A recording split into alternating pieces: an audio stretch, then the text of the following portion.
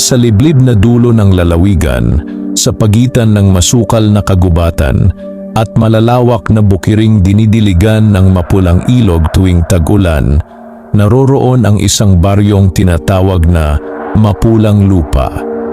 Ang pangalan nito'y nagmula sa kulay ng lupaing waray laging hinahalikan ng dapit hapon, mamula-mula, matingkad, at tila may bahid ng sinaunang hiwaga. Para sa mga taga roon, ang baryo ay payapa ngunit may kung anong kababalaghang hindi maipaliwanag, lalo na kapag sumasapit ang gabi ng kabilugan ng buwan. Sa araw, ang Mapulang Lupa ay tila isang paraiso. Ang mga magsasakay masayang nagtatanim sa bukid, ang mga batay naglalaro sa ilalim ng punong balete, at ang mga ina namay nagkukwentuhan habang naglalabas sa gilid ng ilog. Ngunit pagsapit ng dilim, nagsasara ang mga bintana, maagang pinapatay ang mga ilawan, at ang bawat tahanan ay nagiiwan ng bawang at asin sa kanilang pintuan. May matandang paniniwala ang baryo. May mga nilalang na nagmamasid mula sa kakahuyan. Ngunit sa kabila ng takot ng lahat sa dilim, may isang nilalang sa baryo na mistulang liwanag sa paningin ng sinuman. Si Alona. Si Alona ang itinuturing na pinakamagandang babae sa buong Mapulang Lupa. Sa bawat hakbang niya sa daan, napapalingon ang lahat. Ang kanyang buhok ay mahaba, maitim, at makintab na parang gabi bago bumuhos ang ulan. Ang kanyang mga mata ay tila may sariling kinang, malalim, mapang-akit, at wari may itinatagong daang hindi kayang tahakin ng pangkaraniwang tao. Ang kanyang balat ay maputi na tila hindi nasisikatan ng araw, at ang kanyang tinig ay banayad na parang awit ng hanging dumadampi sa mga dahon. Marami ang nagkakagusto kay Alona, mga binata, mayayamang mga ngalakal, maging ilang dayong napapadaan lamang sa baryo. Ngunit walang sino man ang tunay na nakalapit sa kanyang puso. Namumuhay si Alona kasama ang kanyang inang si Isabel, isang tahimik at misteryosang byuda na naninirahan sa dulo ng baryo, malapit sa kakahuyan. Ang kanilang bahay ay luma ngunit elegante, napapalibutan ng mga halamang gamot, itim na orkidyas at matataas na punong tila nagsisilbing bantay. Maraming bulong-bulungan tungkol sa mag-ina. May nagsasabing si Isabel ay manggagamot. Ang iba namay naniniwalang siya'y isang mangkukulam. Ngunit dahil sa husay nitong magpagaling ng may sakit gamit ang mga dahon at ugat, natutunan ng mga taga-baryo na huwag na lamang usisain ang kanilang pagkatao. Si Alona, sa kabila ng kanyang kagandahan, ay hindi pala kaibigan. Hindi siya palengke, hindi rin siya madalas makita sa mga pista o sayawan. Madalas ay nakikita lamang siya sa may ilog tuwing dapit hapon, nakatanaw sa tubig, tila may hinihintay na hindi dumarating. Ngunit may isang binata sa baryo na hindi natakot sa kanyang pananahimik. Si Daniel. Si Daniel ay anak ng isang magsasaka, matipuno, masipag, at kilala sa kanyang kabutihang loob. Hindi siya mayaman, ngunit taglay niya ang lakas ng loob na hindi kayang tapatan ng kahit sinong binata sa Mapulang Lupa. Marami ang nagtatangkang ligawan si Alona sa pamamagitan ng regalo, awit, at matatamis na salita. Ngunit si Daniel ay iba. Pinili niyang mahalin si Alona sa katahimikan. Tuwing madaling araw, lihim niyang nililinis ang daang dinaraanan nito upang hindi matinik ang mga paa. Kapag tag-ulan, siya ang nagkukumpuni ng sirang tulay malapit sa bahay ng dalaga. At kapag tagtuyot, nag-iiwan siya ng sariwang bulaklak ng sampagwita sa kanilang bintana. Hindi kailanman nagsalita si Daniel tungkol sa kanyang damdamin. Ngunit napansin iyon ni Alona. Isang gabi nang papalubog ang araw at ang langit ay tila sinunog ng pulang liwanag, naroon si Alona sa ilog. Tahimik siyang nakaupo sa isang batong malapit sa tubig nang dumating si Daniel. Tangan ang isang maliit na sisidlan ng pulot-pukyutan. "Inay ko'y nagpadala," sabi ni Daniel, bagaman hindi iyon totoo. Mainam daw ito sa lalamunan. Napatingin si Alona sa kanya. Sa unang pagkakataon, tunay siyang ngumiti. At sa ngiting iyon, tila huminto ang mundo ni Daniel. "Marunong ka palang magsinungaling," marahang sabi ni Alona. Namutla si Daniel. "Paano mo nalaman? Wala ka ng ina." Nabigla siya.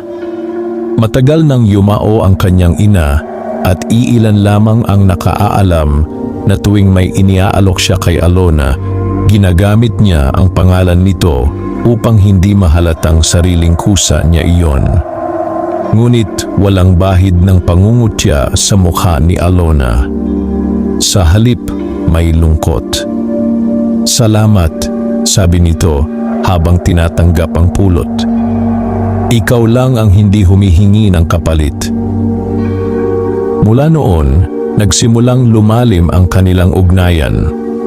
Sa ilalim ng punong balete, sa tabi ng ilog, at sa gitna ng tahimik na bukirin, unti-unting nakilala ni Daniel ang isang Alonang hindi kilala ng baryo. Isang dalagang marunong tumawa, mangarap, at masaktan. Ngunit habang lumalalim ang kanilang pagkakalapit, lalo ring dumarami ang kakaibang pangyayari sa mapulang lupa. Nawawala ang mga alagang hayop tuwing hating gabi. Yung mga batang nagigising na may kakaibang sugat sa leeg. May ilang magsasakang nagsasabing may nakita silang magarang babaeng nakaputi na lumilipad sa ibabaw ng maisan. At higit sa lahat, may narinig na naman ang baryo. Ang matinis, nakakakilabot na tawa mula sa kakahuyan. Muling nagbalik ang alamat ng mga aswang. Isang matandang albularyo na nagngangalang Tandang Ivo ang nagbabala sa mga tao. May dugong maharlika ng kadiliman na muling nagising. Hindi siya pinaniwalaan ng lahat, ngunit may iilan na kinabahan. Lalo na ng isang gabi, habang pauwi si Daniel mula sa bukid, nasilayan niya ang isang bagay na hindi niya malilimutan kailanman. Sa gitna ng kagubatan, sa ilalim ng bilog na buwan, nakita niya si Alona. Nakatayo ito sa harap ng isang napakalaking puno ng balete. Suot ang puting bestida habang napapalibutan ng tatlong nilalang na hindi tao. Matatangkad, maputla, may mapupulang mata at mahahabang kuko. Nakaluhod ang mga ito sa harapan niya na parang siya'y isang reyna. At si Alona ay may suot na koronang yari sa buto.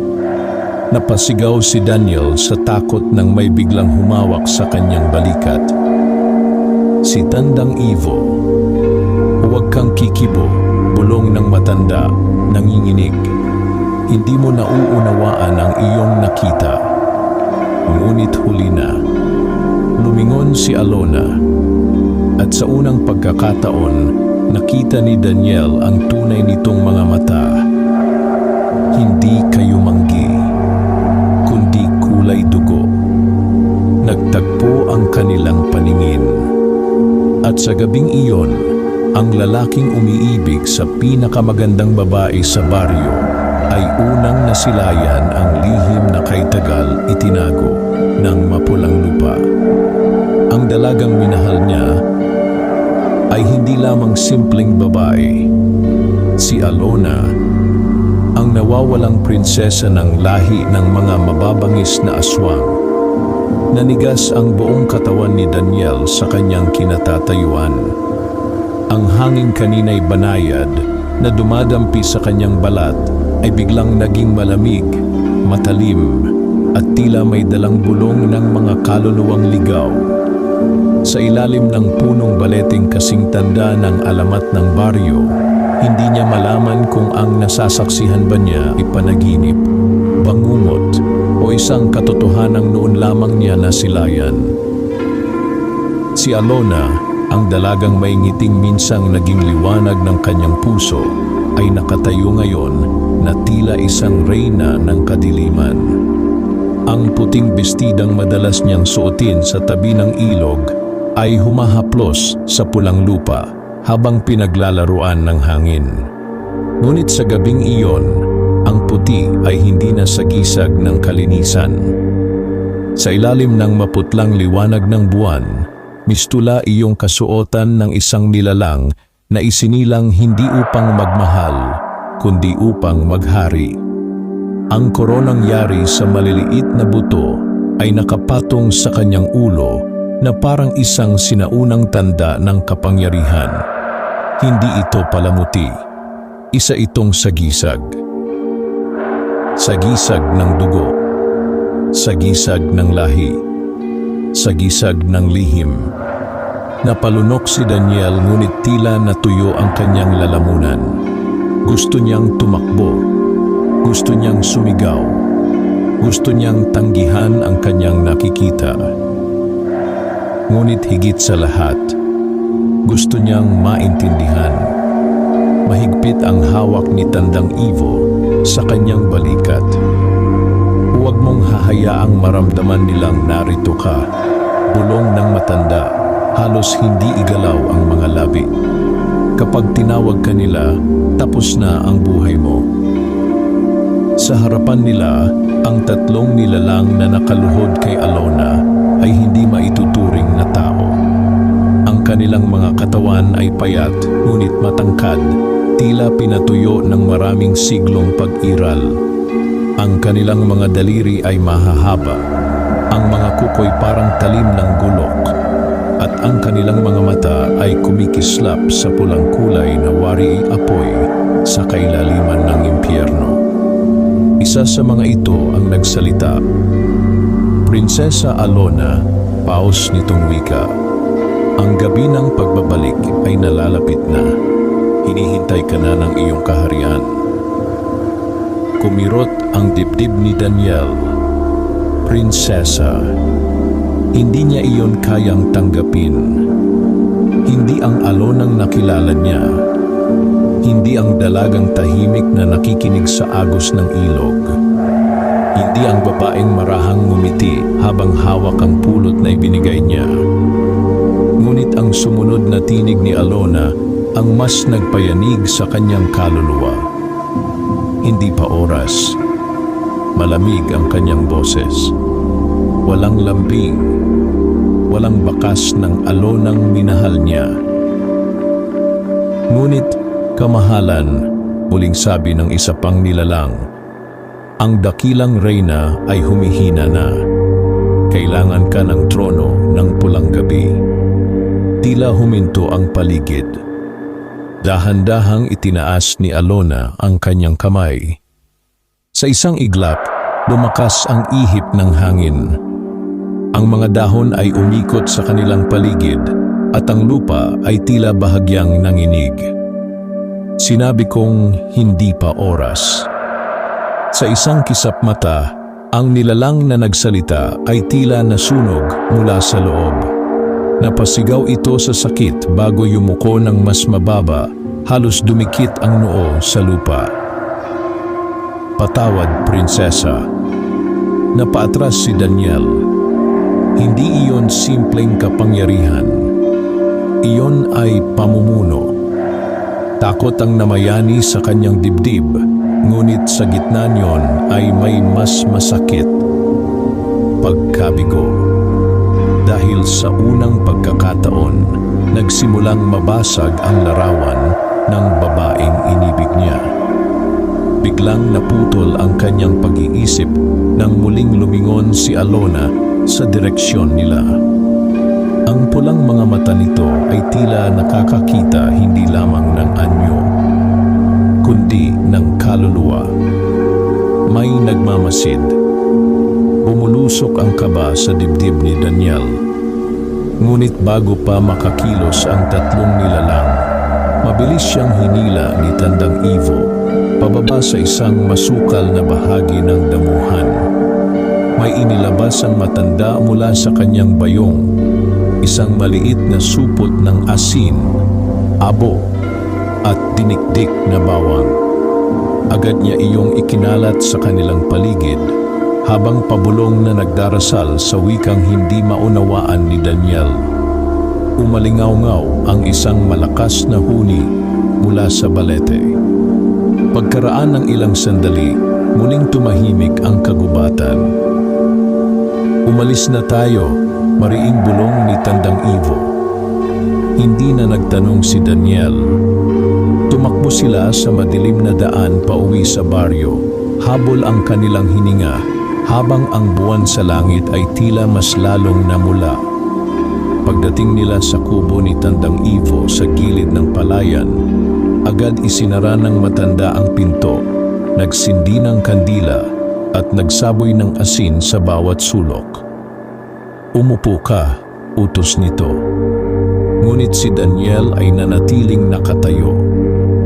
Sabihin mo sa akin ang totoo, halos pasigaw niyang sabi. Ano si Alona? Tinitigan siya ng matanda.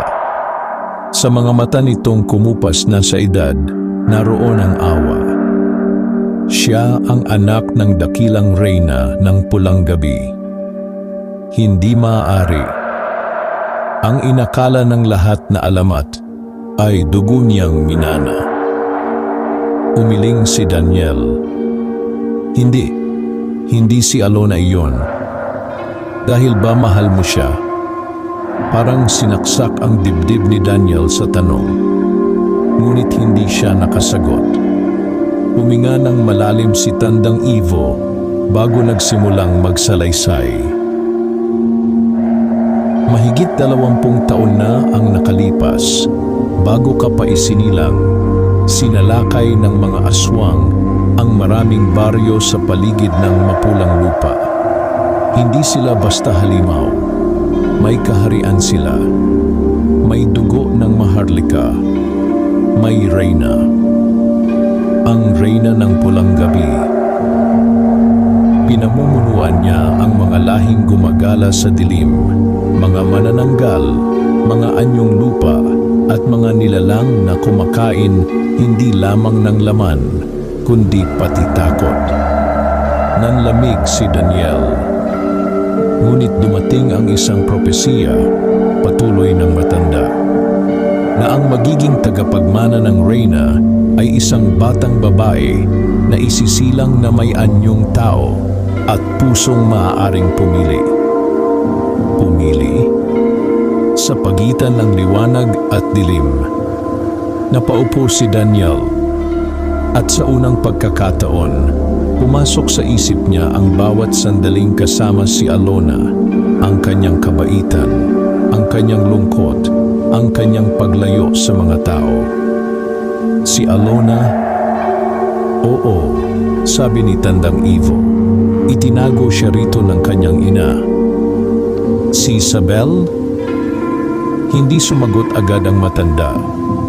Pagkaraan ng ilang sandali, si Isabel ay dating tagapaglingkod ng reyna. Siya ang tumakas kasama ang sanggol na prinsesa upang ilayo ito sa trono. Napatayo si Daniel. Ibig mong sabihin, alam ng ina niya? Siya mismo ang nagkubli sa tunay niyang pagkatao. Tahimik na bumagsak ang ulan sa bubong ng kubo. At sa bawat patak, tila mas lumalalim ang bangungot. Bakit? Dahil may naniniwala, ani Tandang Ivo, na maaaring wakasan ni Alona ang sumpa ng kanilang lahi. Napatingin si Daniel sa apoy ng kandila. Pero paano kung piliin niya ang dilim? Hindi agad sumagot ang matanda. Sa halip, inilabas nito ang isang lumang kahon na yari sa kahoy na tila kasing tanda ng panahon. Mula rito, kinuha niya ang isang punyal. Hindi ito ordinaryong sandata. Pilak ang talim, may ukit na sinaunang simbolo at ang hawakan ay yari sa buto. Ito ang sandugo, sabi ni Tandang Ivo. Ang tanging sandatang maaaring pumatay sa dugong maharlika ng mga aswang. Napatitig si Daniel. Bakit mo ipinapakita sa akin ito? Dahil dumating ka sa gabing hindi dapat makita ng karaniwang tao. Nanginginig ang kamay ni Daniel nang abutin niya ang punyal. Kapag dumating ang oras, dagdag ng matanda, maaaring ikaw ang pumili. Pipili ng ano? Kung ililigtas mo si Alona, bahagyang tumigil si Tandang Ivo. O papatayin mo ang prinsesa ng pulang gabi. Sa labas, biglang kumulog ng malakas. At sa kabilang dulo ng baryo, sa bahay na napapalibutan ng itim na orkidyas, nakatayo si Alona sa harap ng salamin. Unti-unti niyang inalis ang koronang buto.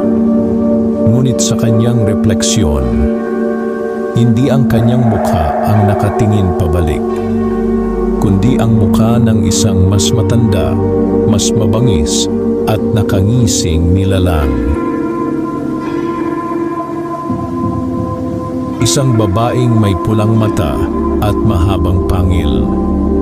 Ang Reyna. Atubili ka pa rin, bulong ng nilalang sa salamin. Pumikit si Alona, tila nasasaktan. Ayaw kong maging katulad mo. Umisi ang refleksyon. Hindi mahalaga ang gusto mo. Dahan-dahang tumulo ang dugo mula sa gilid ng salamin. Dahil ang dugo mo ay akin. Magdamag na hindi dinalaw ng antok si Alona. Nakatayo siya sa harap ng lumang salaming may ukit na mga kakaibang simbolo sa gilid, habang ang liwanag ng kandila sa kanyang silid ay tila unti-unting nilalamon ng dilim. Ang refleksyong kanina'y nakita niya. Ang mukha ng Reyna ng pulang gabi ay naglaho na, ngunit ang bakas ng dugo sa salamin ay nanatiling sariwa. Mabagal na dumudulas pababa na parang buhay.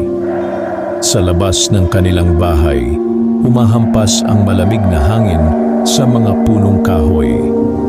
Ang mga sanga ng itim na orkidyas ay sumasayaw sa dilim na tila may sariling paghinga. Ngunit sa loob ng silid, higit na mabigat ang unos. Nanginginig ang mga daliri ni Alona habang marahan niyang hinawakan ang kanyang leeg. Mula pagkabata, naroon na ang kakaibang marka sa kanyang balat. Isang pulang hugis gasuklay na halos hindi mapansin sa karaniwang araw. Ngunit tuwing sumasapit ang kabilugan ng buwan, nagiging matingkad dito na tila sariwang sugat. Sabi ng kanyang inang si Isabel, isa lamang iyong tanda ng kapalaran. Ngunit ngayon, alam na niya, isa iyong tatak ng pagmamana. Hindi ako ikaw, pabulong niyang sabi sa sarili. Ngunit sa pinakatahimik na bahagi ng kanyang isipan, may ibang tinig na sumagot. Hindi pa. Napaatras siya. Biglang bumukas ang pinto ng kanyang silid. Nakatayo roon si Isabel. Hawak ang isang mangkok na may lamang maitim na likido na umaalingasaw sa kakaibang amoy ng mga dinikdik na halamang gamot, abo at tila bakal. Uminom ka. Hindi gumalaw si Alona. Inay, Hindi agad sumagot si Isabel. Ang kanyang mukha, bagaman kalmado, ay hitik sa pagod na tila 20 taon na niyang pasan ang isang lihim na unti-unting sumisira sa kanyang kaluluwa. Lumakas na naman siya, mahina nitong sabi, "Bakit hindi mo sinabi sa akin ang totoo?" Tahimik ang silid. Tanging ang pagpatak ng ulan sa bubungan ang maririnig. Lumapit si Isabel at inilapag ang mangkok sa mesa. Dahil habang hindi mo alam, may pagkakataon kang maging normal. Normal? Napatawa si Alona, ngunit puno iyon ng pait. Sa tingin mo normal ako? Biglang uminit ang paligid. Ang apoy ng kandila ay naging matayog at marahas. Tuwing gabi may naririnig akong mga bulong sa kagubatan. Tuwing may nawawala sa baryo, parang may bahagi sa akin na nagigising. At tuwing tumitingin ako sa salamin, naputol siya. Dahan-dahang tumulo ang luha sa kanyang pisngi. Nakikita ko siya. Pumikit si Isabel, tila nasugatan ng katotohanan. Ang Reyna. Tumango si Alona. Sa unang pagkakataon, nabasag ang matigas na anyo ni Isabel.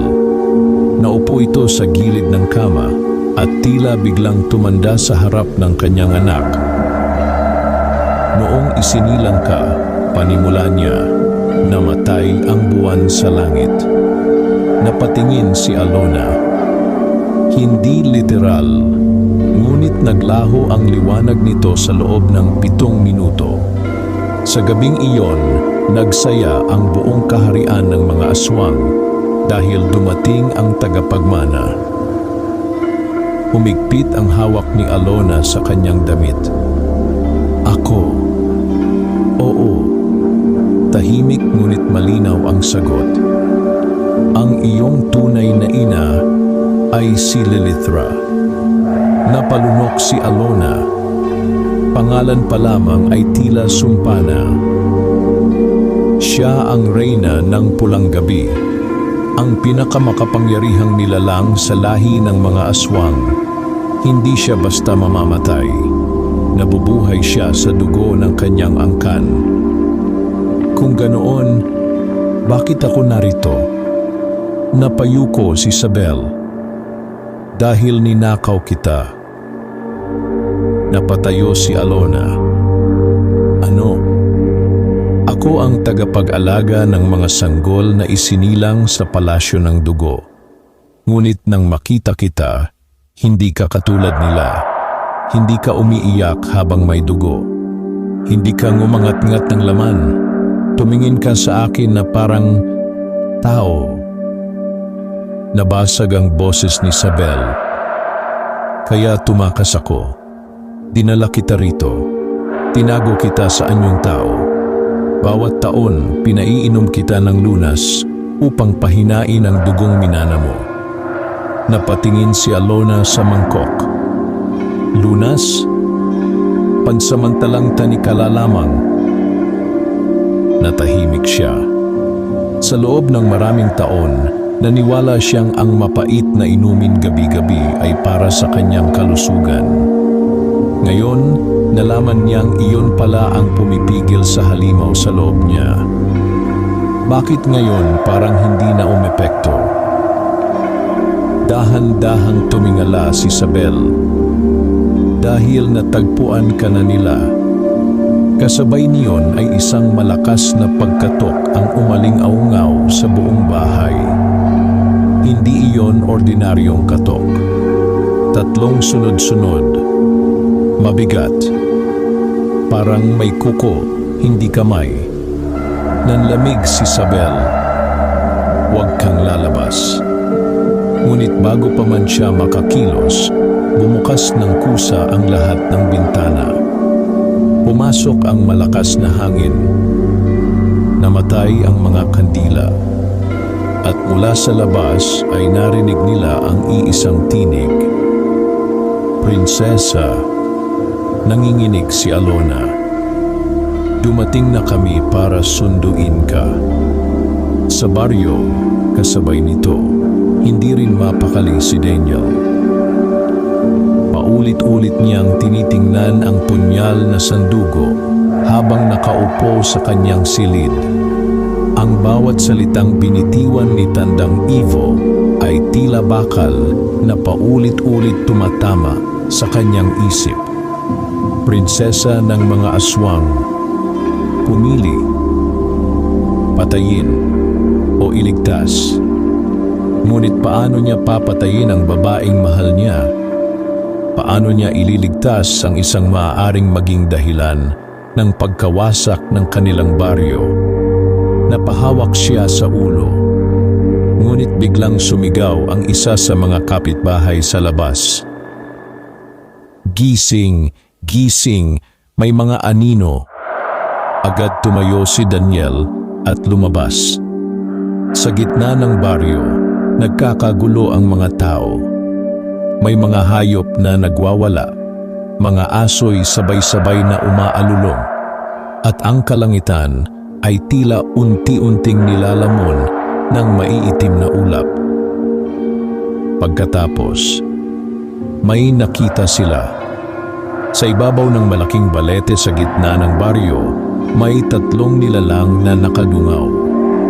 Mapupulang mata, mahahabang kuko, at sa kanilang gitna, isang matandang babae na nakasuot ng pulang kasuotan na tila yari sa anino at dugo. Hindi siya ordinaryong aswang. Nakangiti siya na parang matagal nang hinihintay ang gabing ito. Si Lilithra. Bagaman naroon lamang ang kanyang anyo, sapat iyon upang manginig ang buong baryo. Mga taga-mapulang lupa, umalingaw-ngaw ang kanyang tinig kahit hindi gumagalaw ang labi. Isauli ninyo ang aking anak.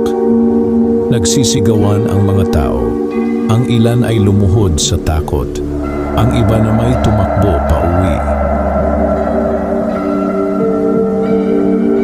Ngunit si Daniel ay hindi nakagalaw dahil ang mga mata ni Lilithra ay direktang nakatingin sa kanya. At ikaw, biglang humigpit ang hawak niya sa sandugo. Ang pusong mortal na humahadlang sa kanyang pagbabalik. Biglang sumabog ang punong balete sa malakas na puwersa. Nagkagulo ang lahat. At sa loob ng bahay ni Alona, bumagsak si Isabel sa sahig matapos mapalayo ng di nakikitang lakas. Inay, ngunit huli na. Bumukas ang pintuan. Sa dilim ng pasukan, lumitaw ang 3 tagapaglingkod ng kaharian ng aswang. At sabay-sabay silang lumuhod.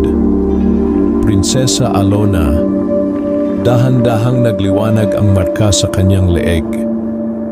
Sumama ka na sa amin. Humakbang si Alona paatras.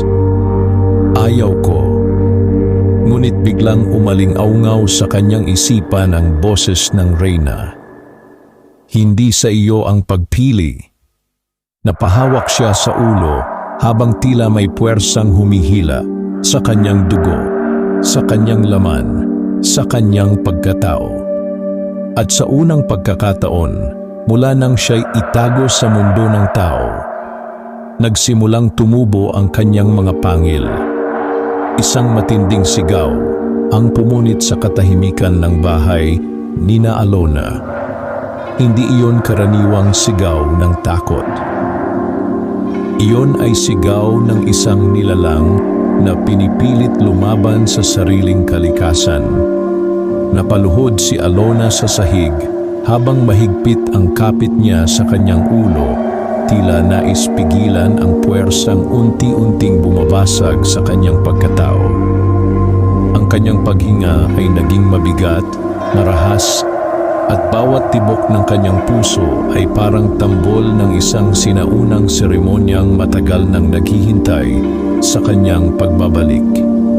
Sa kanyang leeg, Ang pulang marka ay nagliyab na tila buhay. Ang kanyang mga mata na minsang maamo at malungkot ay nagsimulang magbago. Mula sa likas na init ng pagiging tao, patungo sa malamig na pamumula ng lahing ipinanganak sa dilim. Alona, halos gumapang si Isabel palapit sa anak, sugatan at nanghihina, ngunit puno ng desperasyon ang kanyang mga mata. Huwag kang bibigay, tumingin ka sa akin. Ngunit sa paligid nila, ang tatlong tagapaglingkod ng reyna ay nanatiling nakaluhod, warii mga saksi sa isang dakilang pagbangon. Nasasayang ang panahon, sabi ng isa, nakangising tila hayok sa mangyayari. Ang dugo ng kadiliman ay hindi kayang ikubli habang buhay. Tumahimik ka, sigaw ni Isabel.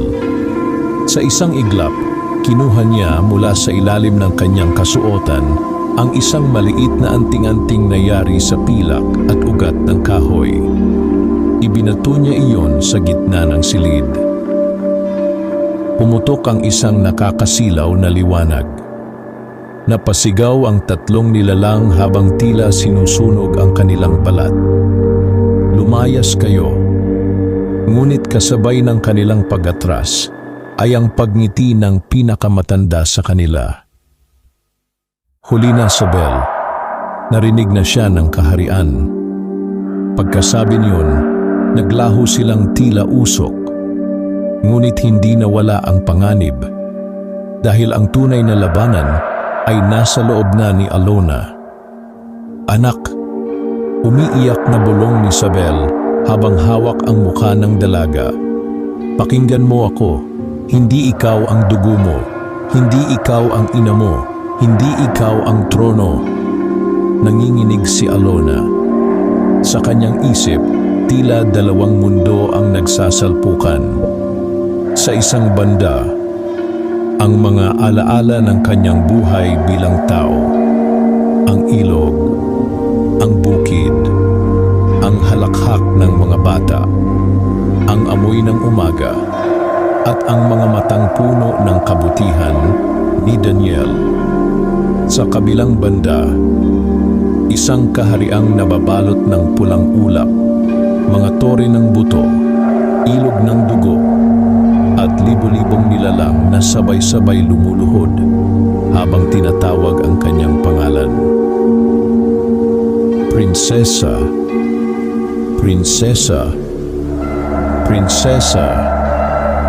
Ako si Alona, pasigaw niyang sabi, pilit nilalabanan ang mga tinig. Ngunit mula sa kailaliman ng kanyang kaluluwa ay may sumagot, hindi lamang. Biglang bumagsak ang buong bahay sa isang malakas na panginginig. Sa baryo, nagsimula na ang tunay na bangungot. Ang dating tahimik na mapulang lupa ay nabalot ng sindak habang ang mga alagang hayop ay nagtatakbuhan. Ang mga ilawan ay isa-isang namamatay at ang mga tao'y nagsisiksikan sa kani-kanilang tahanan habang umiiyak at nagdarasal.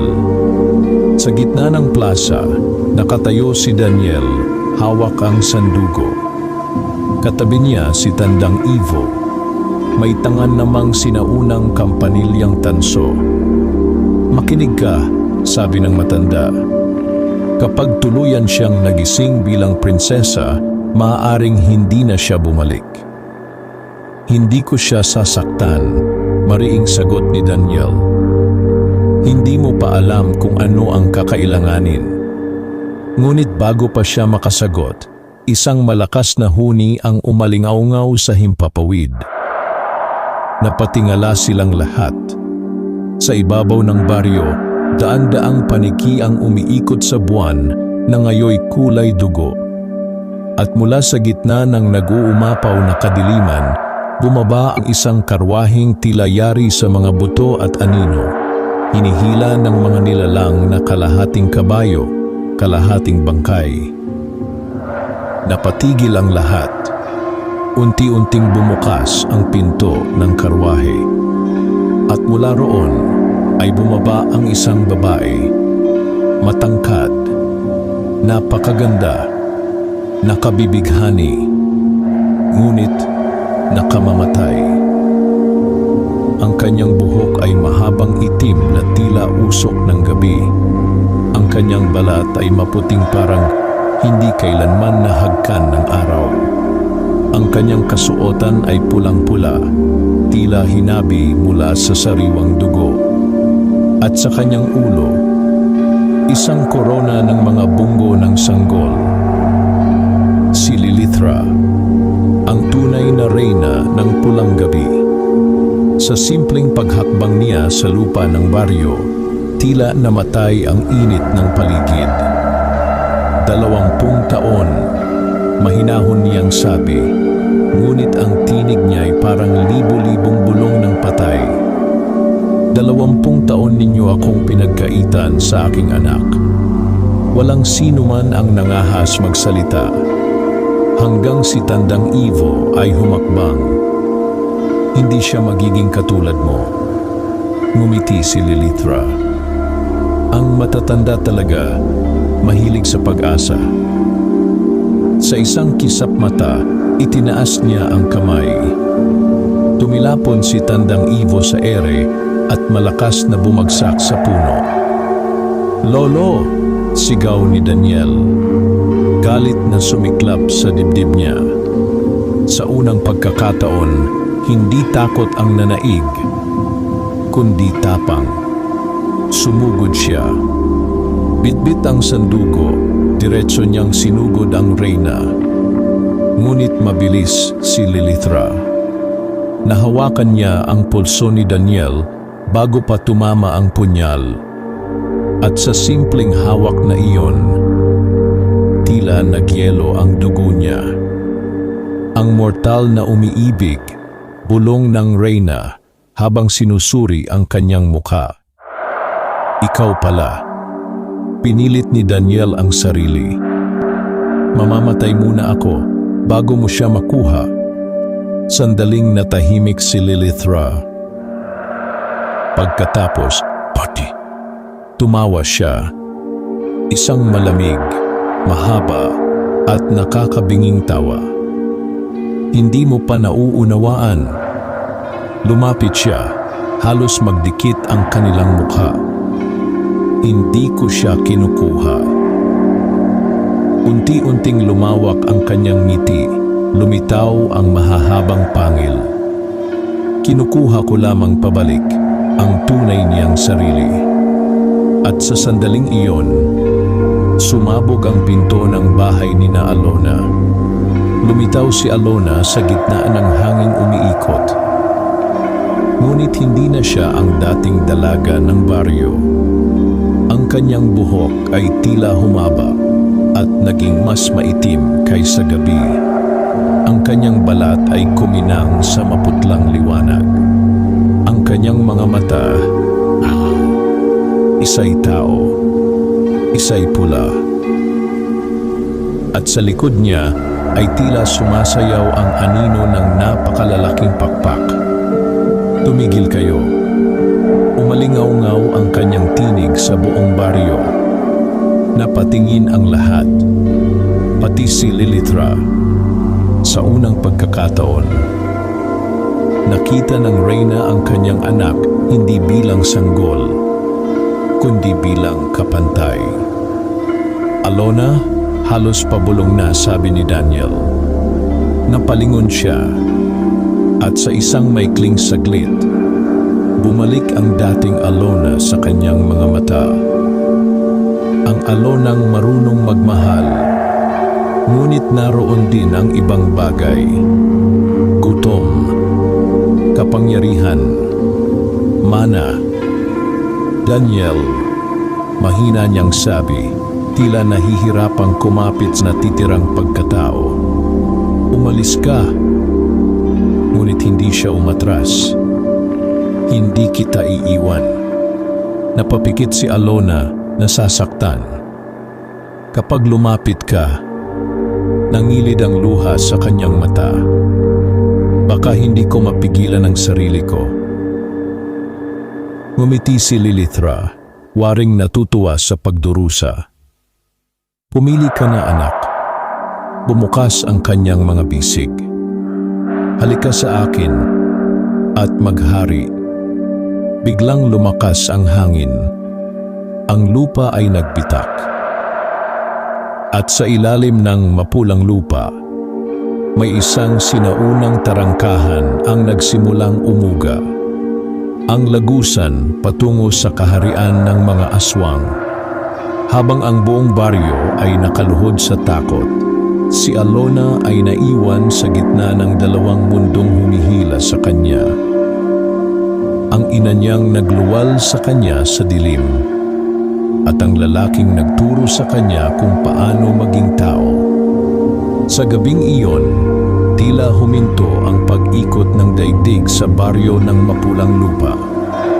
Ang hangin ay hindi na simpleng simoy ng gabi, kundi isang mabigat na hiningang nagmumula sa kailaliman ng sinaunang kasamaan. Ang lupaing minsang tinamnan ng palay at inararo ng mga magsasaka ay ngayon unti-unting nagbibitak. Waring may dambuhalang nilalang na nagigising sa ilalim nito.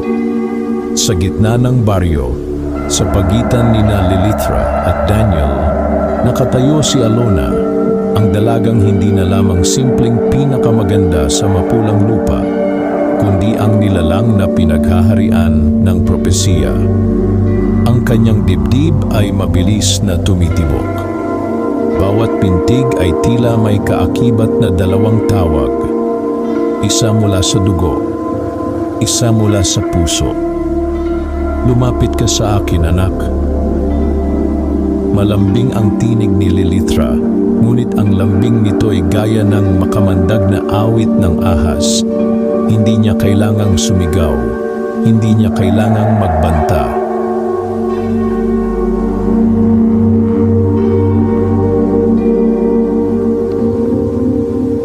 Dahil ang kapangyarihan ng isang tunay na reyna ay hindi nakasalalay sa lakas, kundi sa katiyakang susunod ang lahat.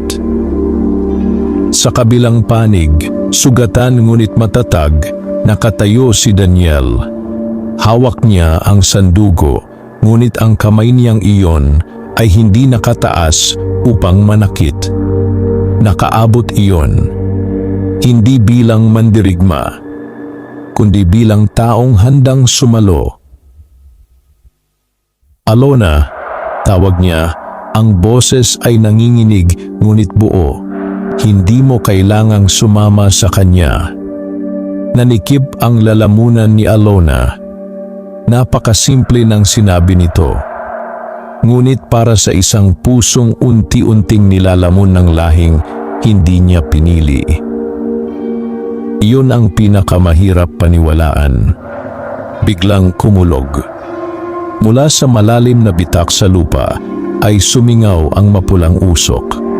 Ang mga tao sa baryo ay nagsigawan at napaurong habang ang gitna ng plaza ay tuluyang gumuho, lumilikha ng isang dambuhalang siwang. At mula roon, unti-unting umangat ang isang pintuan. Isa iyong napakalaking tarangkahang yari sa maitim na bato, buto, at tila pinatigas na dugo. May mga ukit itong mukha ng mga sumisigaw na kaluluwa at sa gitna ay nakaukit ang simbolong kapareho ng marka sa leeg ni Alona. Ang tarangkahan ng pulang gabi. Napahagulgol ang ilang matatanda sa baryo. Ang alamat na kanilang kinatatakutan sa loob ng maraming salinlahi ay hindi pala alamat. Ito'y kasaysayan. Sa wakas, bulong ni Lilithra habang pinagmamasdan ang pagbukas ng lagusan. Muling magbabalik ang aking kaharian. Unti-unting bumukas ang tarangkahan. At mula sa kailaliman nito ay narinig ang sabay-sabay na pag-ungol, pag-iyak at pagtawa ng libo-libong nilalang. Mga pakpak ang unang lumitaw.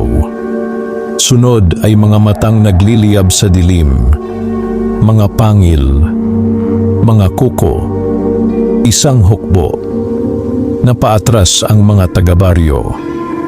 Ngunit si Daniel ay nanatiling nakatayo. Kahit ang kanyang tuhod ay bahagyang nanginginig, hindi siya gumalaw. Dahil ang tinitingnan niya ay hindi ang hukbo, kundi si Alona. Sa loob ng dalaga, tila may digmaang walang dugo, ngunit mas malupit pa sa anumang patayan. Nakikita niya. Sa isang iglap, bumuhos sa kanyang isip ang mga alaalang hindi kanya ngunit nakatanim sa kanyang dugo. Mga palasyong gawa sa buto. Mga pagdiriwang sa ilalim ng pulang buwan. Mga nilalang na lumuluhod habang tinatawag siyang tagapagmana. At isang trono, ang trono ng gabi. Ngunit kasabay niyon ay ang ibang alaala. Ang pag-abot ni Daniel sa kanya sa tabi ng ilog. Ang pulot-pukyutang may simpleng kasinungalingan. Ang sampagitang iniiwan sa kanyang bintana. Ang unang pagkakataong naramdaman niyang maaari siyang maging higit pa sa kanyang pinagmulan. Napapikit siya. Pumili ka na. Ngayon, hindi lamang si Lilithra ang nagsalita, kundi ang buong dugo sa kanyang katawan. Biglang nagliwanag ang marka sa kanyang leeg. Napasigaw si Alona habang umaangat siya mula sa lupa, tila hinihila ng kapangyarihang nasa kanyang kaibuturan. Alona, sigaw ni Daniel. Ngunit pinigilan siya ni Tandang Ivo, kahit sugatan at halos hindi makatayo. Wag. Hayaan mo ako. Kapag pinasok mo ang puwersang iyan nang hindi siya handa, hingal ng matanda, maaari mong tuluyang gisingin ang halimaw. Ngunit paano mananatiling nakatingin lamang si Daniel habang ang babaeng mahal niya ay unti-unting nawawala? Sa ere, napalibutan si Alona ng mapulang liwanag. Ang kanyang katawan ay tila binibihisan ng sinaunang kapangyarihan. Ang simpleng kasuotan niya'y naging mahabang bestidang itim at pula, kumikislap na tila hinabi sa gabi at dugo. At sa ibabaw ng kanyang ulo, unti-unting nabuo ang koronang buto, mas enggrande, mas buhay, mas mapanganib. Ngumiti si Lilithra. Ngunit biglang, isang pangalan ang umalingaw-ngaw. Alona! Boses ni Daniel. Hindi iyon sigaw ng takot. Hindi iyon utos. Tawag iyon ng isang pusong tumatangging bumitaw. At sa gitna ng rumaragasang kapangyarihan, bumukas ang mga mata ni Alona. Hindi pula, hindi halimaw, kundi ang mismong Alonang minahal niya. Daniel, isang luha ang pumatak mula sa kanyang mata. At sa pagpatak niyon sa lupa, sumabog ang liwanag. Napaatras si Lilithra. Hindi!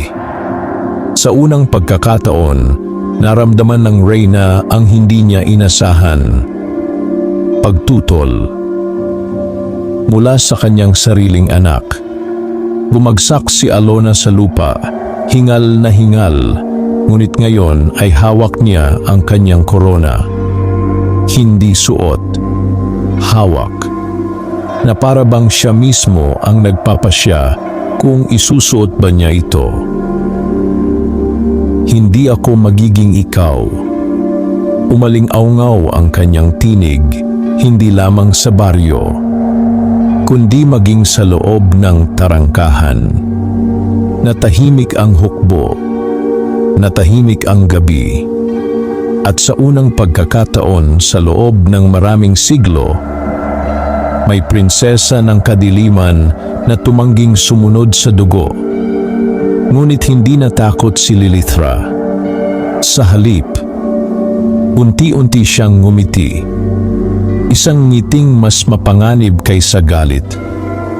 Akala mo ba ganoon kasimple? Dahan-dahan niyang itinaas ang isang kamay. At mula sa loob ng tarangkahan, may inilabas silang isang bilanggo. Isang lalaki, nakatali sa mga kadena ng buto. Duguan, ngunit buhay. Nanlaki ang mga mata ni Isabel. Hindi. Napahinto si Alona dahil kilala niya ang lalaking iyon. Sa mga panaginip na hindi niya maipaliwanag. Sa mga piraso ng alaalang hindi niya alam kung totoo. Siya ang iyong ama, sabi ni Lilithra. Nayanig ang buong pagkatao ni Alona. Ang lalaki ay may anyong tao. Ngunit ang kanyang leeg ay may kaparehong marka. Siya ang mortal na minahal ko. Bahagyang tumalim ang boses ng reyna. Bago niya ako ipinagkanulo. Unti-unting itinaas ng bilanggo ang ulo. At nang magtagpo ang kanilang mga mata, parang gumuho ang mundo ni Alona. Dahil ang mukha ng lalaking iyon ay kahawig na kahawig ni Daniel. Anak, hirap nitong bulong. Ilayo mo ang sarili mo sa kapalaran ko. Ang gabing iyon ay tila nilamon ng isang katotohanang mas mabigat pa sa lahat ng kinatatakutan ng mapulang lupa. Hindi lamang prinsesa ng mga aswang si Alona, siya rin pala'y bunga ng isang ipinagbabawal na pag-ibig. Sa gitna ng naglalakihang tarangkahan ng pulang gabi, habang ang hukbo ng kadiliman ay tahimik na nakamasid, ang lalaking nakagapos sa kadena ng buto ay tila isang multo mula sa nakaraan. Duguan, sugatan, ngunit taglay pa rin ang anyong minsang naging dahilan upang ang isang reyna ay matutong umibig. Ang kanyang pangalan ay Arion. At sa unang pagbigkas pa lamang ni Lilithra sa pangalang iyon, tila nagbago ang ihip ng hangin. Si Isabel ay napaluhod. Buhay ka pa, nilingon siya ng lalaki. Sa kabila ng hirap, isang mahinang ngiti ang sumilay sa kanyang mga labi. Isabel, napapikit ang babae. Tila bumalik ang lahat ng alaala, mga gabing puno ng lihim, pagtakas, at ang sanggol na minsan nilang iniligtas mula sa kahariang yari sa dugo. Ngunit si Alona ay hindi makahinga. Ang kanyang dibdib ay parang pinipiga ng hindi maipaliwanag na puwersa habang pinagmamasdan ang mukha ng lalaking kailanman ay hindi niya nakilala. Ngunit sa kaibuturan ng kanyang dugo ay tila matagal na niyang hinahanap. Siya ang ama ko? Hindi lamang ama, sagot ni Lilithra, malamig ngunit hitik sa pait. Siya ang tanging mortal na pinahintulutan kong mahalin. Natahimik ang buong baryo. Maging ang mga nilalang sa likod ng tarangkahan ay tila nakikinig sa kasaysayang matagal nang ikinubli. Bakit? Mahinang tanong ni Alona. Sa unang pagkakataon, ang reyna ng pulang gabi ay hindi agad sumagot. Sa kanyang mapulang mga mata ay dumaan ang anino ng isang damdaming halos hindi bagay sa isang nilalang na kinatatakutan ng mundo. Lungkot. Noong ako'y hindi pa reyna, saad niya, natuto akong magnasa ng isang bagay na ipinagbabawal sa aming lahi. pag-ibig. Napayuko si Arion. Ako'y isang mangangaso noon, paos niyang sabi. Ipinadala upang patayin siya. Nanlaki ang mga mata ni Daniel. Mangangaso. Ibig sabihin, ang dugo ni Alona ay hindi lamang mula sa kadiliman. May dugo rin siya ng mga lumalaban dito. Ngunit nabigo ako, patuloy ni Arion. Dahil nakita ko sa kanya ang isang pusong hindi isinilang na halimaw, kundi ginawang halimaw ng kapangyarihan. Napapikit si Lilithra. At minahal mo ako. Minahal kita. Mabigat ang katahimikan. Ngunit nang isilang si Alona, nanginginig na sabi ni Arion habang nakatingin sa anak, nakita ko ang propesiya, ang batang maaaring maging katapusan ng sangkatauhan o katapusan ng sumpa. Sinubukan niya akong nakawan, singit ni Lilithra, ang galit ay muling sumiklab. Tinangkan niyang agawin ang aking anak. Hindi! Sigaw ni Arion. Tinangka kitang iligtas sa sarili mo. Sa isang kisap mata, humigpit ang mga kadena sa katawan ni Arion at napaungol siya sa sakit. 20 taon kitang pinabayaan mabuhay, bulong ng reyna, upang sa araw na ito, masaksihan mong ang anak natin ay magiging akin. Hindi. Mahina man ang tinig, malinaw iyon. Lahat ay napalingon kay Alona. Nakatayo siya ngayon, hawak pa rin ang koronang buto, ngunit hindi bilang isang tagapagmana, kundi bilang isang hukom ng sariling kapalaran. Hindi mo ako pag-aari. Biglang umaling-aungaw ang marka sa kanyang leeg. Ngunit sa pagkakataong ito, hindi lamang pula ang liwanag. May halong gintong sinag. Napaatras si Tandang Ivo. Ang dugo ng mga ngaso. Napatingin si Daniel sa matanda. Ano iyon? May sinaunang angkan bago pa isinilang ang mga aswang, mga tagapagbantay ng gabi, mga mortal na isinumpaang panatilihin ang balanse ng dilim at liwanag. Si Arion, ang huling tagapagmana, nanlamig ang paligid. Ibig sabihin, si Alona ang unang nilalang sa kasaysayan na may dugo ng reyna ng mga aswang at dugo ng tagapagbantay. Imposible, bulong ni Lilithra, ngunit sa unang pagkakataon, may bahid ng takot ang kanyang mukha. Hindi imposible, sagot ni Arion. Siya ang katuparan ng propesiyang kinatakutan mo. Anong propesiya? Tanong ni Daniel. Dahan-dahang tumingala si Tandang Ivo, tila inuusal ang isang sinaunang alaala. Kapag ang anak ng gabi at liwanag ay pumili hindi ng trono, kundi ng sakripisyo, nagsimulang umugong ang lupa. Magwawakas ang kaharian ng dugo. Biglang sumigaw si Lilithra. Sapat! Sa isang bagsik ng kanyang kapangyarihan, umangat sa ere ang buong baryo sa lakas ng kanyang galit. Ang mga bahay ay nanginig. Ang mga puno ay nabali, ang mga tao'y napasigaw. At dahil diyan, sigaw niya kay Alona, pipili ako para sa iyo. Sa isang iglap, sumugod ang hukbo ng mga aswang mula sa tarangkahan. Daan-daan, libo-libo, parang rumaragas ang gabi.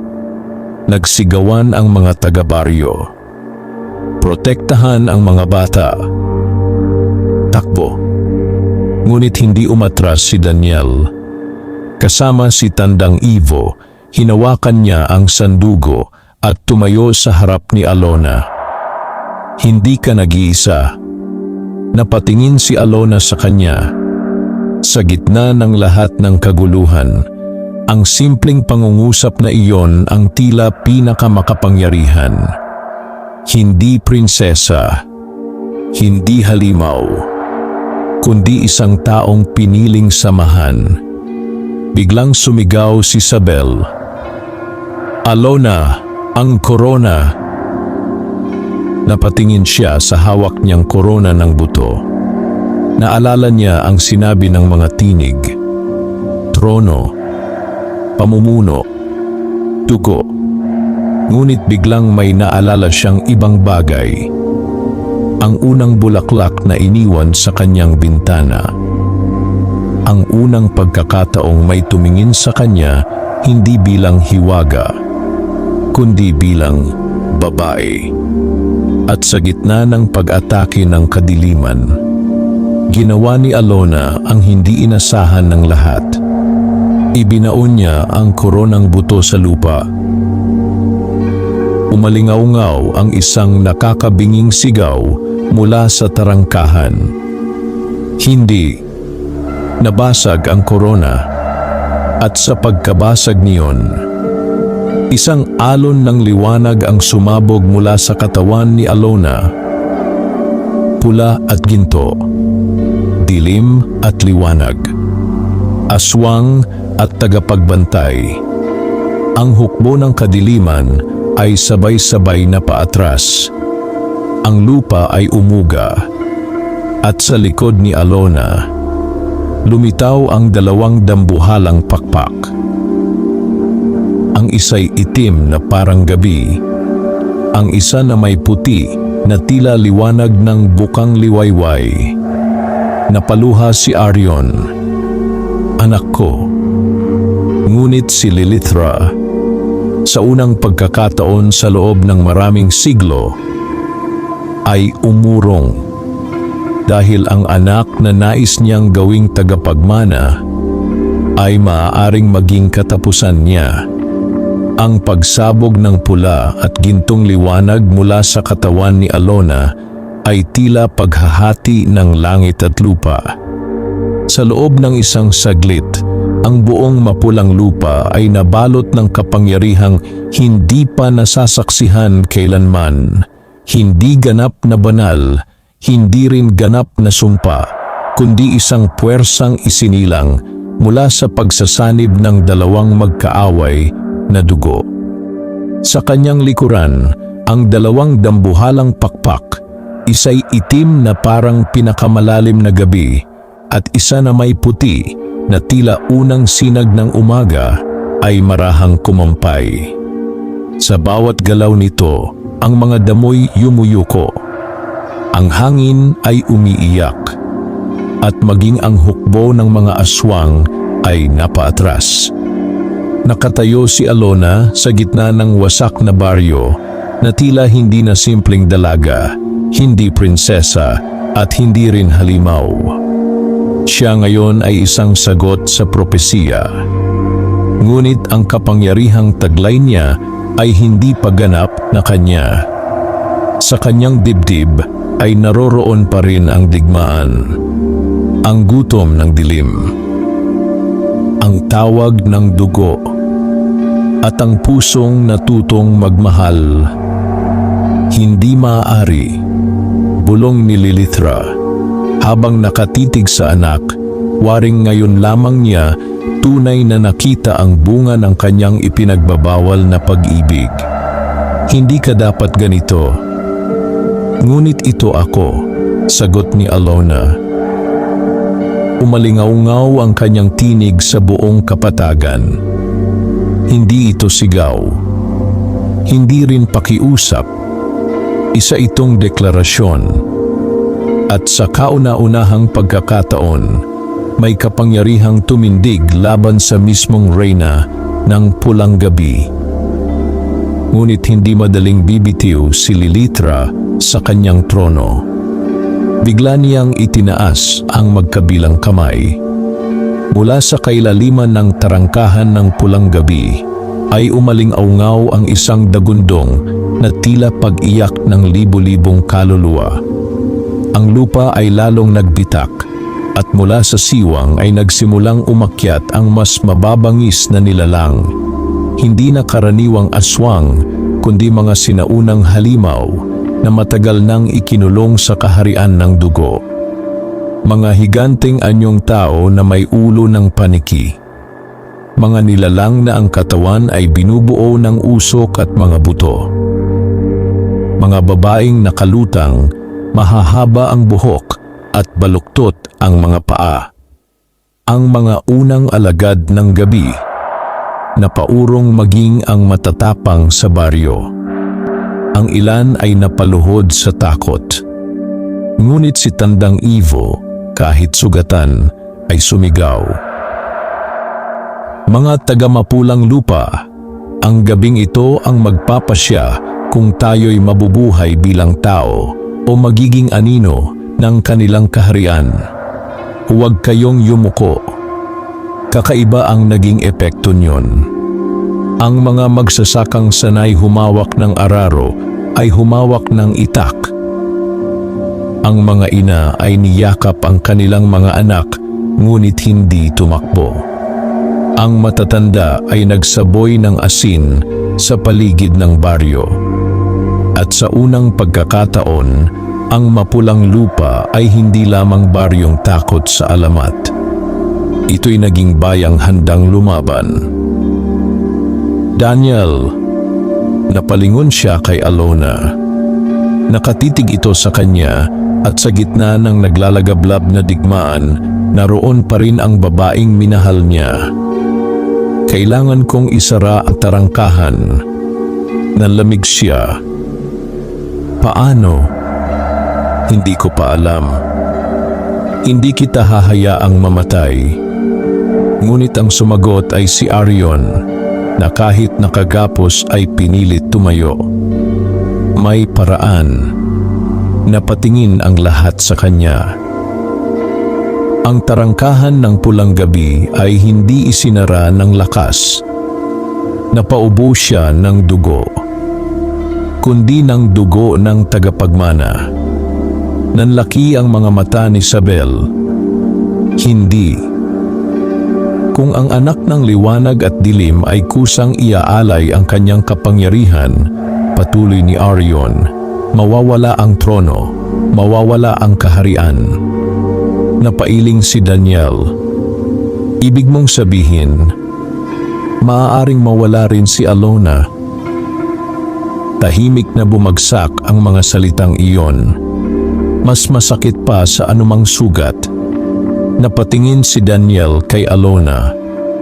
Hindi. Ngunit si Alona ay hindi natakot. Sa halip, tila ngayon lamang luminaw sa kanya ang dahilan ng kanyang pag-iral. Hindi upang maghari, hindi upang pumatay, kundi upang tapusin. Ngunit bago pa siya makapagpasya, isang nakabibinging sigaw ang umaling-aungaw. Si Lilithra.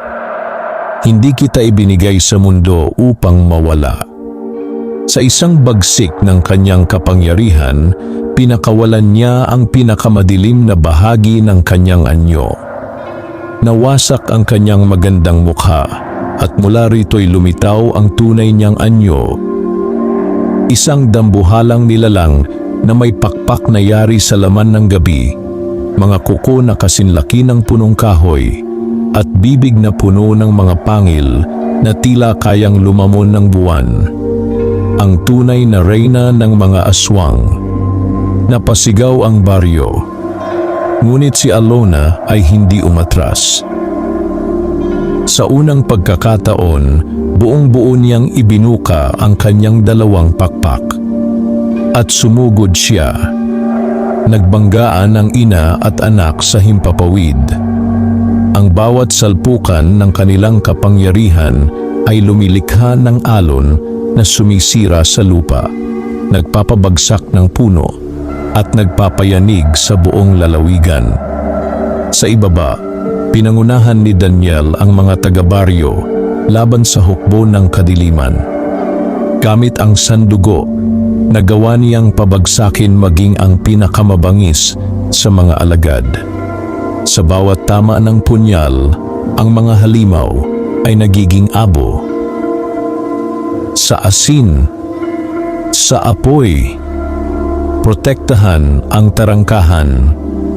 Ang dating simpleng binata ay tila naging mandirigmang matagal ng hinubog ng tadhana. Habang si Tandang Ivo at Sabel ay magkasamang nagsasagawa ng sinaunang ritual sa paligid ng siwang gamit ang abo, dugo at mga dasal na ipinagbawal ng panahon. Sa langit, unti-unting nanghina si Alona. Bagaman makapangyarihan siya, hindi pa niya ganap na kontrolado ang dugong minana. Ngunit napansin iyon ni Lilithra. At iyan ang kahinaan mo, ungol ng reyna. May puso ka pa rin. Sa isang malakas na dagok, tinamaan niya si Alona. Bumulusok ang dalaga pababa. Alona. Tumakbo si Daniel. Ngunit bago pa bumagsak si Alona sa lupa, biglang kumawala si Arion sa kanyang mga kadena. Sa natitirang lakas, sinalo niya ang anak. Ngunit kapalit nito, tumagos sa kanyang dibdib ang isang kuko ni Lilithra.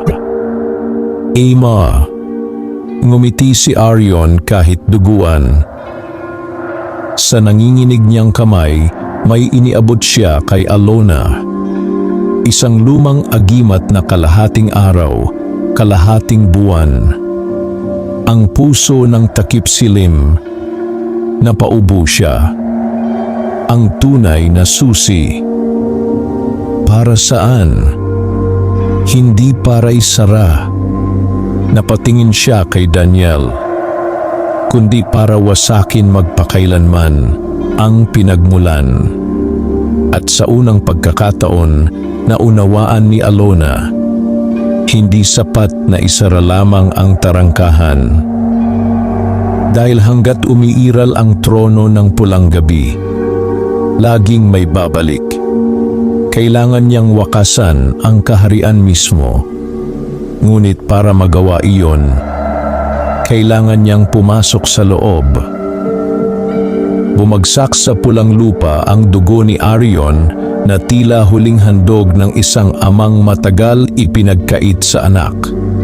Sa gitna ng digmaan, habang ang kalangitan ay pinaghaharian ng apoy, anino at lagim, lumuhod si Alona sa tabi ng kanyang ama.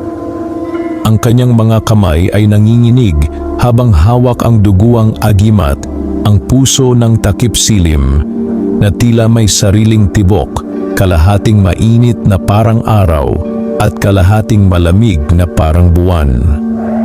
Sa unang pagkakataon, mula nang mabunyag ang lahat, naramdaman niyang muli ang pagiging anak. Hindi prinsesa, hindi sandata, hindi propesiya, kundi anak. Hindi. Bulong niya habang pinipigilan ang luha. Ngunit si Arion, kahit nang hihina, ay tumingin sa kanya nang may kapayapaang tila matagal na niyang hinihintay. Makinig ka. Sa kanyang tinig ay wala ng takot. Ang dugong nasa iyo ay hindi sumpa. Napahikbi si Alona. Isa iyong pagpili. Sa likuran nila, sumisigaw si Daniel habang nilalabanan ang mga alagad ng gabi upang mapalapit. Ngunit huli na para sa isang paalam na walang sugat. Ang kaharian, hirap na wika ni Arion, ay may puso. Napatingin si Alona sa tarangkahan ng pulang gabi. Ang trono ng dugo. Wasakin mo iyon. Unti-unting humina ang kanyang paghinga. At palayain mo, pati ang iyong ina.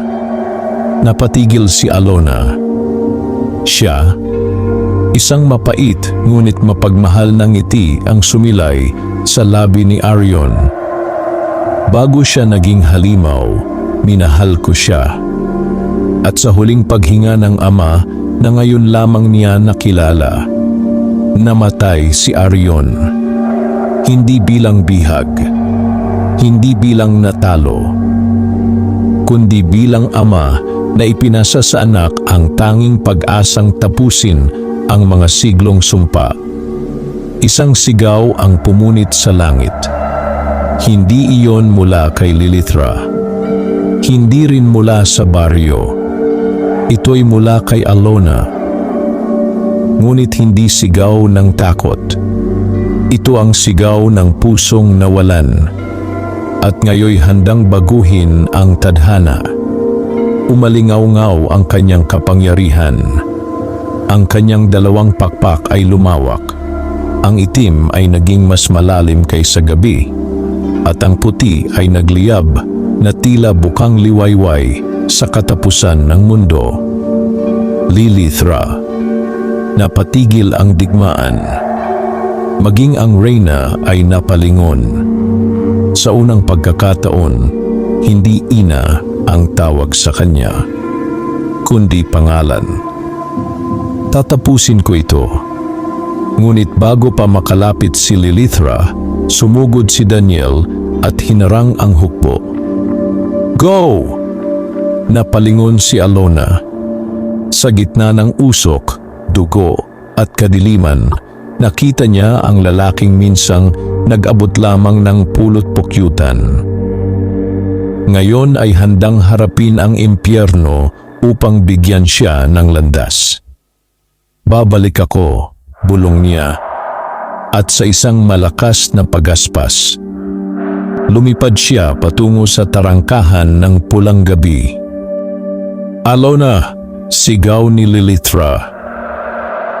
Ngunit huli na. Pagpasok ni Alona sa tarangkahan, tila nilamon siya ng isang dagat ng dugo, usok at mga sigaw ng nakaraan. At pagkatapos, katahimikan. Sa kabilang panig ay hindi mundo ng tao. Ito ang kaharian ng pulang gabi. Isang walang hanggang lupain sa ilalim ng pulang buwan. Ang langit ay kulay sugat. Ang lupa ay yari sa abo at mga buto. Ang mga ilog ay hindi tubig, kundi dugo. Sa malayo, nakatayo ang isang napakalaking palasyo na tila inukit mula sa mga kalansay ng mga hari at halimaw. Ang trono ng dugo. Bawat hakbang ni Alona ay tila may bumubulong. Prinsesa, maghari ka. Umupo ka.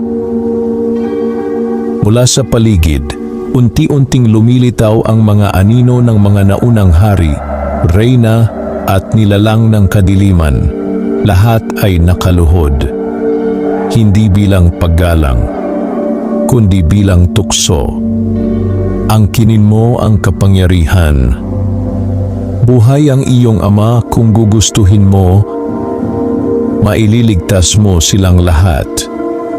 Huminto si Alona, at doon, sa pinakagitna ng bulwagan, nakita niya ang trono. Isa iyong kamangha-mangha at kasuklam-suklam na upuan na yari sa pinagsama-samang buto, puso, at mga korona ng mga pinaslang na pinuno. Tumitibok ito, buhay, at sa likod nito, isang salamin.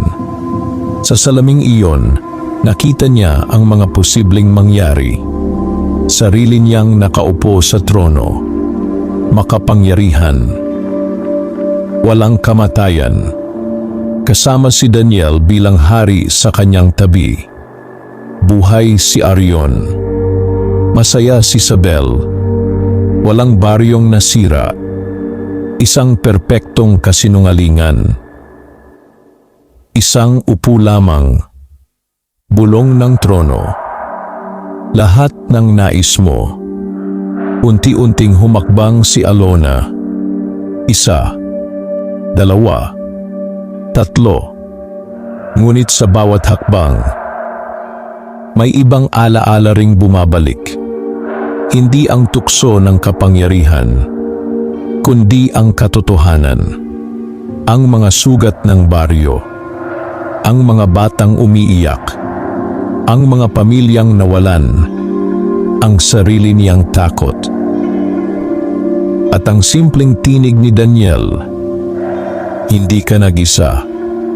Napahinto siya. Tumulo ang luha. Hindi. Biglang umugong ang buong kaharian. Nagdilim ang trono. Hindi ako naparito upang maghari. Humigpit ang hawak niya sa puso ng takip silim. Naparito ako. Sa labas ng tarangkahan, naramdaman ni Lilithra ang mangyayari. Huwag, ngunit huli na. Upang wakasan kayo. Isinaksak ni Alona ang puso ng takip silim sa mismong puso ng trono ng dugo. Sa isang iglap, sumabog ang buong kaharian. Ang mga tore ay nagbitak. Ang mga ilog ng dugo ay nagliyab. Ang mga sinaunang kaluluwa ay nagsimulang sumigaw, hindi sa galit, kundi sa paglaya. At sa gitna ng pagkawasak, lumitaw si Lilithra sa harapan niya, hindi bilang reyna, kundi bilang babaeng minsang umibig. Sugatan, umiiyak, pagod. Anak, ngayon wala nang utos sa kanyang tinig. Wala nang trono. Wala nang galit. Tulungan mo ako. Napaluha si Alona. Sa unang pagkakataon, nakita niya hindi ang halimaw, kundi ang nawalang ina. Ngunit ang pagkawasak ay hindi na mapipigilan. Sumama ka sa akin. Hinawakan niya ang kamay ni Lilithra. Ngunit habang gumuho ang kaharian, may isang malupit na katotohanan. Iisa lamang ang maaaring makatakas bago tuluyang magsara ang tarangkahan. At kailangang mamili ni Alona, ang kanyang sarili o ang kanyang ina. Ang buong kaharian ng pulang gabi ay gumuho na tila isang sinaunang bangungot na sa wakas ay tinamaan ng liwanag. Ang pulang buwan sa kalangitan ay nagbitak-bitak at sa bawat pagkawasak nito ay nahuhulog ang tila apoy na abo sa lupang yari sa mga buto. Ang mga ilog ng dugo ay kumukulo. Ang mga tore ng kalansay ay isa-isang bumabagsak at ang trono ng dugo na sa loob ng maraming siglo'y naging puso ng kapangyarihan ng kadiliman ay sumisigaw. Hindi ito ordinaryong tunog. Ito ang daing ng isang sumpang unti-unting namamatay. Sa gitna ng nagwawasakang kaharian, mahigpit na hawak ni Alona ang kamay ni Lilithra. Ang dating reyna ng pulang gabi ay hindi na mukhang diyosa ng lagim. Habang humihina ang trono, nawawala rin ang kanyang walang hanggang kapangyarihan. Ang korona ng mga bungo ay nadurog. Ang kanyang pulang kasuotan ay nagmistulang abo. Ang kanyang mga mata, na dati apoy ng walang awa, ay ngayoy puno ng pagod at pagsisisi. Anak, nanginginig niyang bulong habang bumabagsak ang lupa sa kanilang paanan. Bakit? Ang tanong na iyon ay hindi galit. Hindi utos. Isa iyong tanong ng isang inang hindi kailanman natutong magmahal ng tama. Sa paligid nila, ang lagusan pabalik sa mundo ng tao ay unti-unting sumisikip. Ang tarangkahang minsang naging daan ng bangungot ay ngayon nagiging isang makitid na sinag ng pag-asa. Isa lamang ang makalalabas. Nanginginig si Alona. Sa unang pagkakataon mula nang magsimula ang lahat, ang pinakamatinding laban ay hindi laban sa halimaw, sa dugo o sa tadhana, kundi laban sa sarili niyang puso. Sa kabilang panig ng tarangkahan, sa wasak na baryo ng mapulang lupa, sumisigaw si Daniel. Alona, naririnig niya. Kahit sa gitna ng gumuguhong impyerno, ang boses na iyon ang minsang naging tulay niya sa pagiging tao. Bumalik ka, napapikit si Alona. Sa kanyang isip, sunod-sunod na bumuhos ang lahat. Ang unang ngiti, ang ilog, ang pulot, ang ama niyang ngayon lamang niya nakilala. Si Isabel, ang baryong naging tahanan, at si Lilithra, ang ina niyang nagdala sa kanya sa mundo, ngunit muntik ding gawing alipin ng kadiliman. Hindi ko alam kung paano maging ina. Basag ang tinig ni Lilithra habang lumuluha. Ang alam ko lamang ay maghari, angkinin, kontrolin. Bumagsak ang isang bahagi ng palasyo. Napaurong sila. Ngunit nang isinilang ka, nanginig ang boses ng dating reyna. Minahal kita sa tanging paraang alam ko. Tumulo ang luha ni Alona. Masakit iyon, dahil totoo. Sa likod ng kalupitan, may pagmamahal ngang nabaluktot ng kapangyarihan. Kung may natitira pang kabutihan sa akin, bulong ni Lilithra, hayaan mong sa iyo na iyon. Biglang bumigay ang lupa sa ilalim nila. Halos mahulog si Lilithra sa kailaliman ng nagliliyab na bangin, ngunit agad siyang hinawakan ni Alona. Hindi kita bibitawan. Ngunit ngumiti si Lilithra. Sa unang pagkakataon, isang tunay na ngiti ng ina. Hindi anak. Mahigpit niyang hinawakan ang kamay ni Alona, saka dahan-dahang inalis.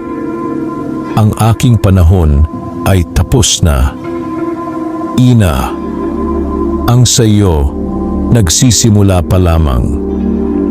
At bago pa makatanggi si Alona, ginamit ni Lilithra ang huling natitirang kapangyarihan niya. Isang malakas na tulak. Napabalik si Alona patungo sa tarangkahan. Mahal kita. Iyon ang huling salitang narinig niya. Kasunod niyon, tuluyang gumuho ang kaharian ng pulang gabi. Nilamon ng liwanag ang lahat, at si Lilithra, ang reyna ng mga aswang, ay nawala kasama ng kanyang trono. Sa baryo, isang nakakasilaw na pagsabog ng liwanag ang sumabog mula sa tarangkahan. Napaatras ang lahat. Napapikit si Daniel, at mula sa gitna ng liwanag, may isang katawan na bumagsak. Alona! Agad niya itong sinalo. Niyakap niya ng mahigpit ang dalaga habang ang buong tarangkahan sa likuran nila ay nagwasak sa libu-libong piraso ng abo at liwanag. Wala na. Sarado na. Winasak na. Tuluyan nang naglaho ang kaharian ng pulang gabi. Ang hukbo ng mga aswang na nasa baryo ay sabay-sabay na naging abo, tinangay ng hangin na parang hindi kailanman umiral. At sa unang pagkakataon sa loob ng maraming salinlahi, natahimik ang gabi.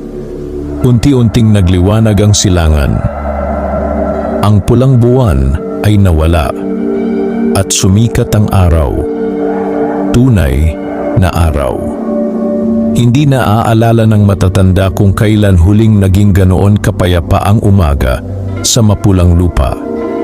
Ngunit habang nagsasaya ang baryo, hindi gumigising si Alona. Nakahiga siya sa bisig ni Daniel, maputla, mahina, at wala na ang marka sa kanyang leeg. Wala na rin ang kanyang mga pakpak. Ang kanyang pulang mata ay tuluyan ng naging tao. Buhay pa ba siya? Umiiyak na tanong ni Isabel. Lumapit si Tandang Ivo, sugatan ngunit nakangiti. Hinawakan niya ang pulso ni Alona. Pagkaraan ng ilang sandali, napangiti siya. Hindi na siya prinsesa. Napahinto ang lahat. Kundi malaya. Kasabay niyon, marahang dumilat si Alona. At ang unang nakita niya ay si Daniel. Ngumiti ito, puno ng luha. Tapos na.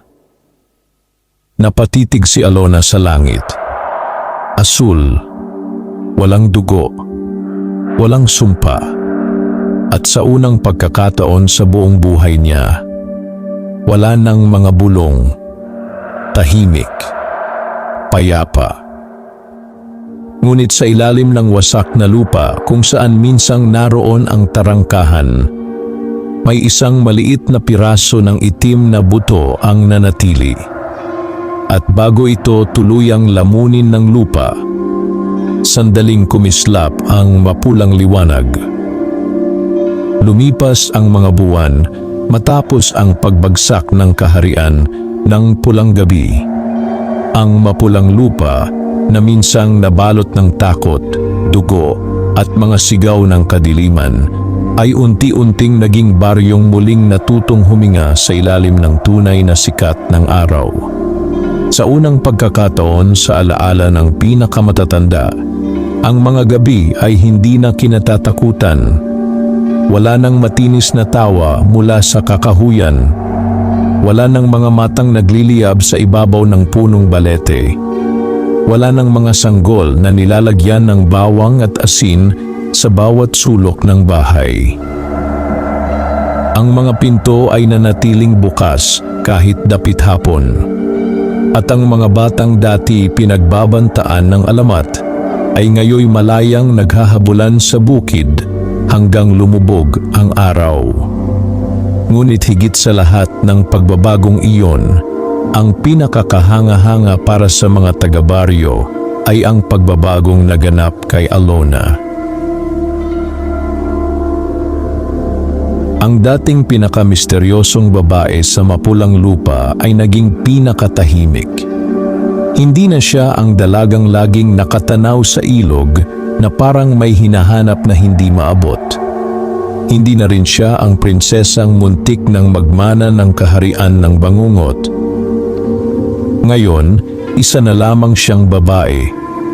Malaya, sugatan, ngunit buo. Nanatili siya sa baryo kasama si Isabel, na sa kabila ng lahat ng lihim at pagkakamali ay tinanggap hindi bilang tagapagkubli ng kadiliman, kundi bilang inang piniling lumaban para sa kanyang anak. Muling nabuhay ang kanilang tahanan sa dulo ng baryo. Ang mga itim na orkidyas ay unti-unting namatay at sa kanilang lugar ay tumubo ang mapuputing sampagwita. Ang dating malamig na paligid ay naging payapa. At tuwing umaga, madalas makita si Alona sa hardin, tahimik na nagdidilig ng mga halaman habang ang sikat ng araw ay sumasayaw sa kanyang mukha. Isang bagay na dati tila imposible para sa dugong minsang pag-aari ng gabi. Ngunit hindi lahat ng sugat ay agad naghihilom. May mga gabi pa ring nagigising siya, hinihingal, matapos mapanaginipan ang pulang buwan, ang trono ng dugo at ang huling ngiti ni Lilithra. Sa bawat pagkakataon, naroon si Daniel. Hindi bilang tagapagligtas, hindi bilang bayani, kundi bilang lalaking piniling manatili. Tahimik niyang hahawakan ang kamay ni Alona hanggang muling kumalma ang tibok ng puso nito. At sa bawat umagang dumarating, mas lalo nilang nauunawaan na ang pag-ibig ay hindi lamang pagsagip mula sa dilim. Ito rin ay pananatili matapos ang unos. Lumipas ang 1 taon. Muling sumigla ang baryo. Ang mga nasirang bahay ay naitayo. Ang bukid ay muling namunga. At sa gitna ng bagong pag-asa, nagpasya ang mga taga-Mapulang Lupa na idaos ang pinakamalaki nilang pista bilang paggunita sa araw ng kanilang paglaya. Tinawag nila itong Pista ng Huling Liwanag. Hindi bilang pagdiriwang ng digmaan, kundi bilang alaala ng pagpiling maging tao sa kabila ng kadiliman. Sa araw ng pista, ang buong baryo ay nabalot ng musika, pagkain at tawanan. Ang punong balete sa gitna ng baryo na minsang naging saksi sa pagbukas ng tarangkahan ay hindi pinutol.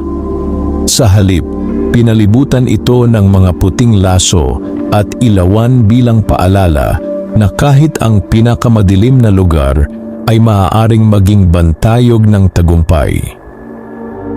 At sa unang pagkakataon, sumayaw si Alona sa gitna ng baryo. Kasama si Daniel.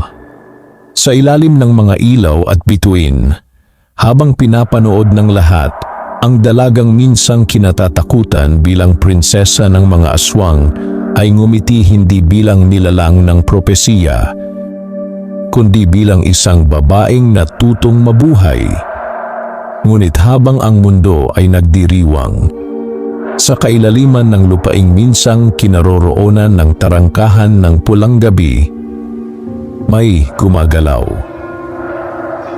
Ang maliit na piraso ng itim na buto na naiwan matapos ang pagbagsak ng kaharian ay hindi tuluyang naabo. Sa loob ng 1 taon, nanatili itong nakabaon, tahimik at tila patay. Ngunit sa mismong gabi ng pista, nagsimulang tumibok. Mabagal, mahina, ngunit buhay. Sa isang lihim na bahagi ng kagubatan, malayo sa kasiyahan ng baryo, may isang batang babae na tila 7 taong gulang ang naglalakad ng mag-isa. Wala siyang tsinelas. Ang kanyang buhok ay mahaba at maitim. Ang kanyang damit ay luma, ngunit hindi marumi. Para siyang isang batang ligaw. Huminto siya sa tabi ng lupang kinabagsakan ng huling piraso ng buto. At saka ngumiti. Dahan-dahan siyang lumuhod at hinukay ang lupa gamit ang kanyang maliliit na kamay. Pagkaraan ng ilang sandali, nahawakan niya ito, ang itim na buto. Sa sandaling dumampi iyon sa kanyang balat, biglang umihip ang malamig na hangin. Nawala ang mga kuliglig. Tumahimik ang kagubatan. At nang muli siyang tumingala, ang kanyang mga mata ay kumislap sa pulang liwanag. Natagpuan din kita. Mahina ang kanyang tinig. Ngunit hindi iyon tinig ng isang bata. Sa baryo, biglang napahinto si Alona sa pagsasayaw. Nanlamig ang kanyang katawan. May kung anong pamilyar. Isang bulong. Mahina, napakahina. Ngunit sapat upang muling tumibok ang natutulog na alaala sa kanyang dugo. Napahawak siya sa kanyang dibdib. Alona? Nag-aalalang tanong ni Daniel. Dahan-dahan siyang napalingon sa madilim na bahagi ng kagubatan. At sa pagitan ng mga puno, sa loob lamang ng isang iglap, may nakita siyang anyo ng batang babaeng nakatayo, nakatitig sa kanya. Ngumiti ito. Pagkatapos ay naglaho. Namutla si Alona. Dahil bagaman bata ang mukha nito, ang ngiting iyon ay kaparehong-kapareho ng ngiti ni Lilithra. Hindi napansin ng baryo ang biglang paglamig ng hangin. Nagpatuloy ang musika. Nagpatuloy ang pista. Ngunit sa puso ni Alona may isang katotohanang muli na namang gumising. Ang kadiliman ay maaaring mapabagsak. Ngunit hanggat may natitirang bakas, maaari rin itong muling isilang. At sa ilalim ng masayang kalangitan ng mapulang lupa, habang ang mga tao'y sumasayaw sa pagdiriwang ng kanilang kalayaan, nagsimula ang panibagong alamat. Ang alamat ng batang tagapagmana ng huling buto. Wakas.